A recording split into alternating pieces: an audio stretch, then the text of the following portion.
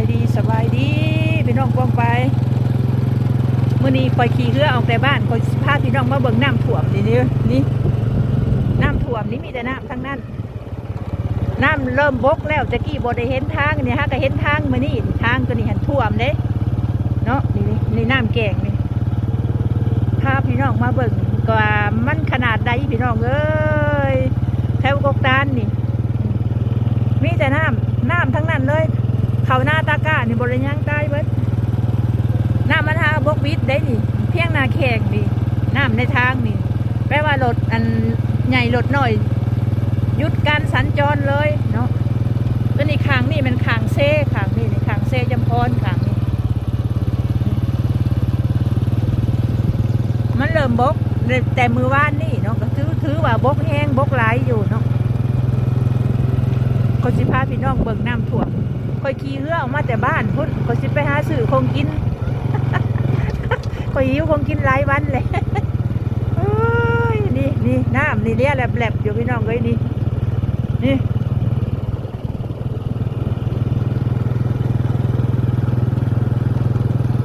ทางนี้ก็น้ำทางนี้ก็ได้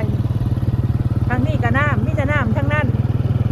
กระบกไว้อยู่เห็นทางเนาะมือวานนี่บริเห็นทางในมือก่อนเนาะบริเห็นทางเนาะอย่างน้ำทางในเพียงนาแข่งคนนี้บกหลายเติบแล้วคาดว่า3-4 วันเป็นสิบริเขาแล้วน้ำเนี่ยเนาะสิเบิดน้ำแล้ว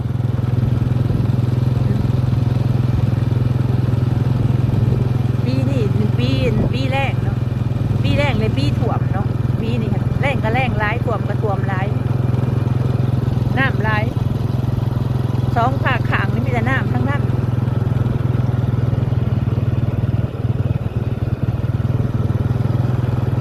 ไปหาซื้อของกินของอยากไปตลาดตะลี่ก่อนพี่น้องเลยโน้นอันนี้เขาเจ้ามันบริถ่วมแล้วเขาเจ้าโน้นเขาคูนขึ้นเขาสิพวกเพื่อนใส่โน้นตัวนี้ไปว่าน้ำบริถ่วม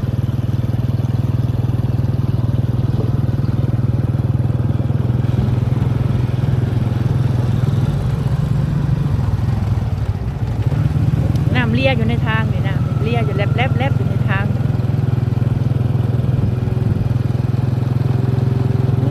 สุดยอดเลย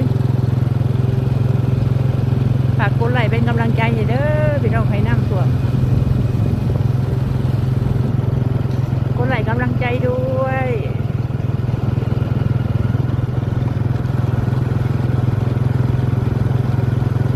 ฝนบ่ได้ตกเป็น2-3 วันแล้ว3 วันนี้แล้วเนาะน้ำก็เริ่มบก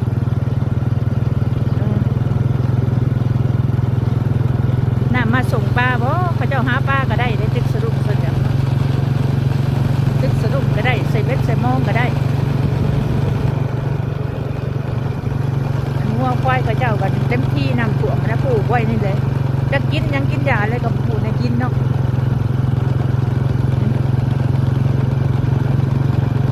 โน้นนี่ฮะบริถ่วมแล้วตัวนี้ทางนี่มัน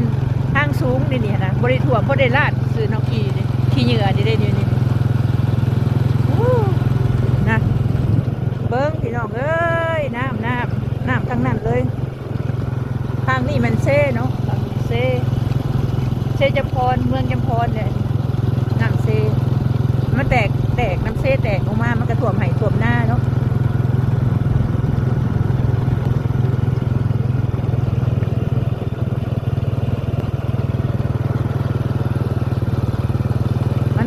เซ่แต่ก็มันก็โต้นทางตัวนี้โต้นทางนี่ก็ไปใส่ให้หน้าเนาะยังแต่ขี้เหยื่อนี่ข้างเลยน้ำทั้งนั้นเต็มที่ผูนหน้าตำมาเรียล้ออะไรเข่าได้เบิดเนาะบนหน้าโน้นในกระไข่เนาะก็ยังพอได้เห็ดกระปุกลูกแนวบนหน้าตำเป็นเที่ยงลิดแล้วเนาะเลย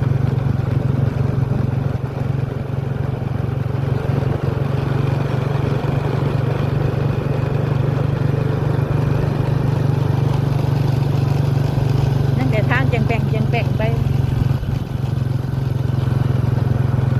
ท่วมเบิดน้ำแถว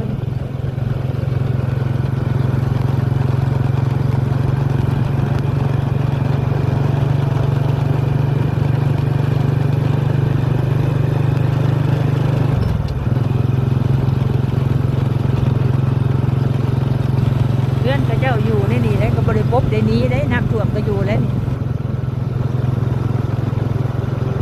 มันบ่จักบนนี้ได้ของเพื่อนอยู่ในนี่เนาะท่วมหมดเลยโอ้หัวกันนี่ก็ท่วม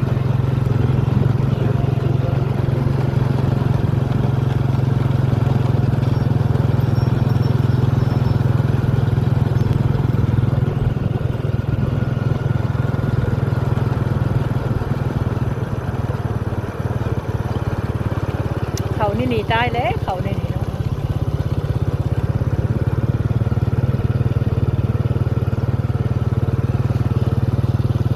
หอดขัวแล้วขัวเซจำพรจนขัวกับขาดเนาะขัวขาดพระเจ้าทมหรือพี่น้องเลย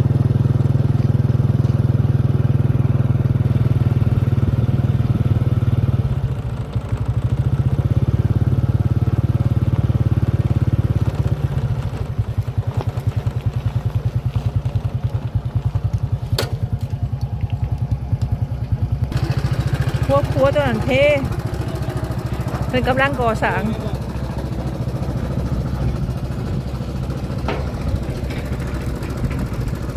มันตื่นเดียวจ้าเขาจะจบนะไม่ได้ไปดับแน่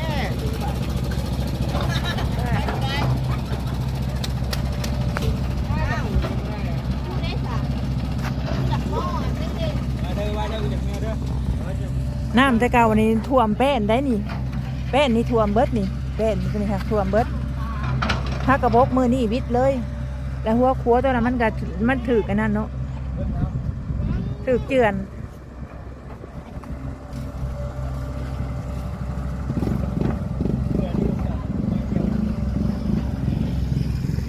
น้ำอันตรายสุดๆเลยพี่น้องเลยน้ำบกวันนี้พี่ตุ๊กตึกปลาซอยกระตึกเลยเนาะขอบใจเด้อที่หามชมเป็นขอบใจหลาย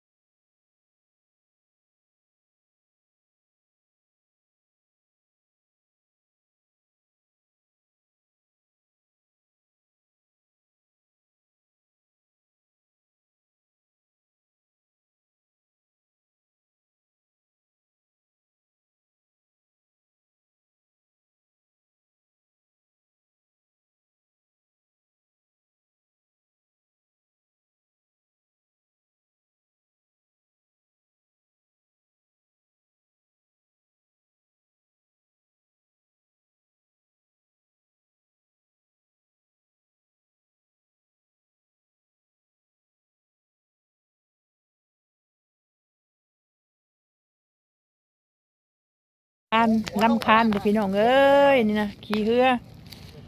ไต่ลังน้ำเลยมันยัง6 มื้อไปจังสิบกวิทเนาะบ่แม่นง่ายฮะ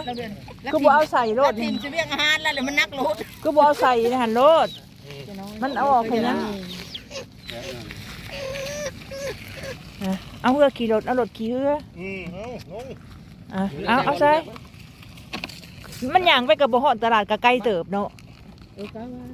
เอาเกี่ยวขี่ไปไปสิแล้วเอาดีๆเด้ เขาสูงเลยวะวิดโหลดมา อีกเด้อ มันสูงได้รถอันนี้ค่ะ มันสูงอ่ะมันตัวเจ้ามันสูง เอาห้อยร้อย ไปนั่งตรงปานกบ อันนี้เนาะ ไก่ก็ยังได้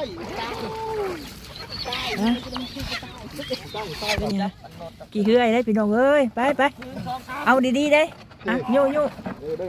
มึงยุดจะเผาเขาสิขึ้นจับรถยุดบาดนี้ โอ้ยจะเสียเสีย เ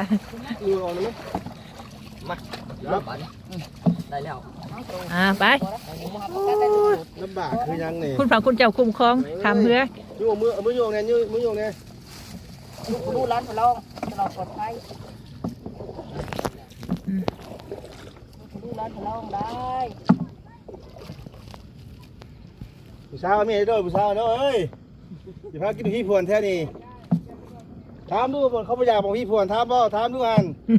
มากระแซวบอกกินบ่ ตัวช่องหัว มาคือกันนะ ตัวช่องหัว มากระแซวลกให้แล้วแซวใหญ่แล้วแซว กว้างเติบมาแล้วพอสีหดนี่ก็ได้ใส่เวลา2 นาทีผู้ เมื่อไงแล้วคุณจะหมดเลย 2 นาทีขามน้ำนี่คอยตั้งแต่คอยมา2 นาทีก็นี่ทางใหญ่เนาะนี่ขามทางใหญ่มากกับขี่เฮือเข้าบ้านข่อยธรรมศาสตร์มืดกึบมืดกรอบเนี่ยมันสิบกจริงได้นะท้องฟ้าเลยนะนะเด้อไผบ่มีฟ้ามีฝนก็ไปเน่เด้อทั้งนี้พอแล้วป้าไงเขาจะคือบอกกลางมองได้ไต่ลังหน้าไปเมื่อบ้าน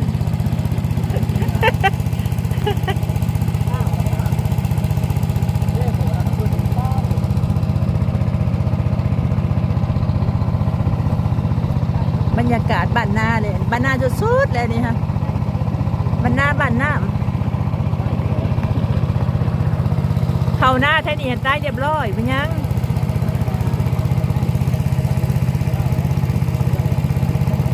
กันดานยุ่งยากกันดานหลายพี่น้องเอ้ยตกก็ตกแบบนี้เลยตกก็เลยบ่ตกเลยก็บ่ตกแรงเลยก็แรง โอ้โหที่ขึ้นได้นะมาแต่ไว้คนนะมาเลยเข้าโอ้โหเดี๋ยวเขาได้รถใหญ่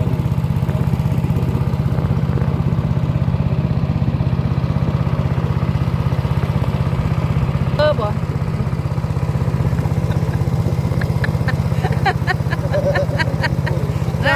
เพื่อกับเพื่อสุดยอดเหยียบเป็นแสนนี่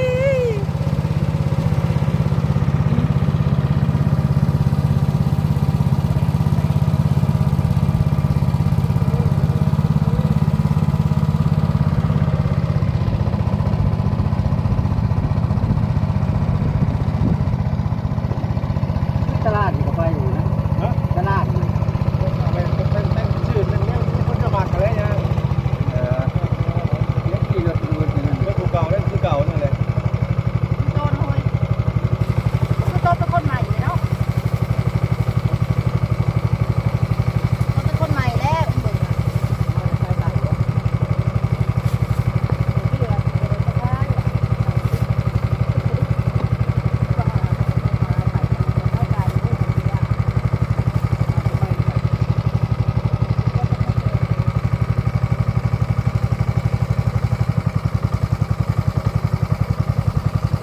ทอดแล้ว